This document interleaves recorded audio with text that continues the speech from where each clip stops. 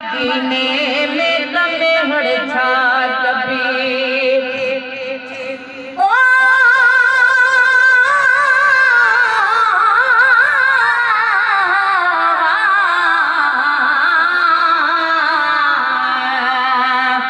तेरे हुस्न जमाल ते देखण ते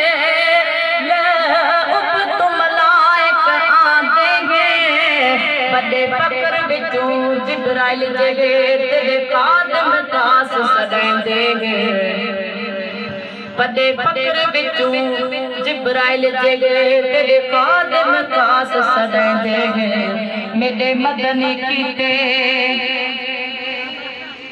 मेरे मदनी कीते बड़े फकर विचों जिब्राइल जगे तेरे कादम कास सदैंदे मेरे मदनी कीते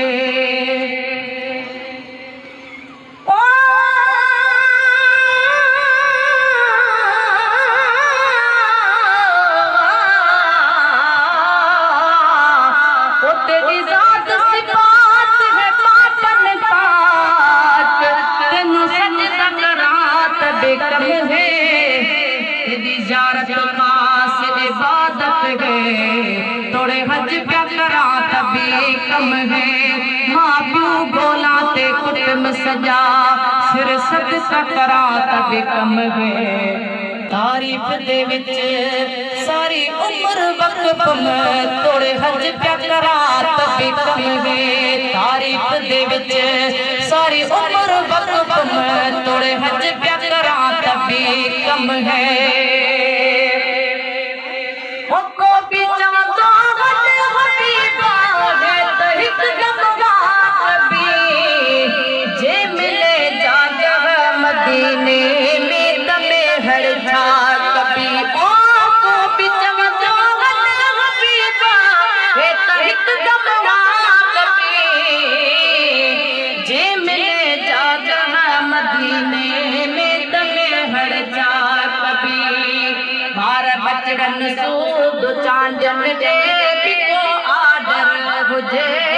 तो बुरा तो खात तुझे दर अग्या मुझो घर हुजे तो बुरा तो खात तुझे दर अग्या मुझो घर हुजे ओ गुफ्तगू है प्यार में गते सलाम कर लकीर ए मोहम्मद जो मदाही तव गुलाम नबी फकीर ओ गुफ्तगूए बाल में गते जी कलाम कर लकीर ए मोहम्मद जो मदाही तव गुलाम नबी फकीर योसमा पी खैर सा खुशबाश ताई महशर हुजे तो बुरा तो खात तुझे दर अग्या मुझो घर मुझे तो बुरा तो खात तुझे दर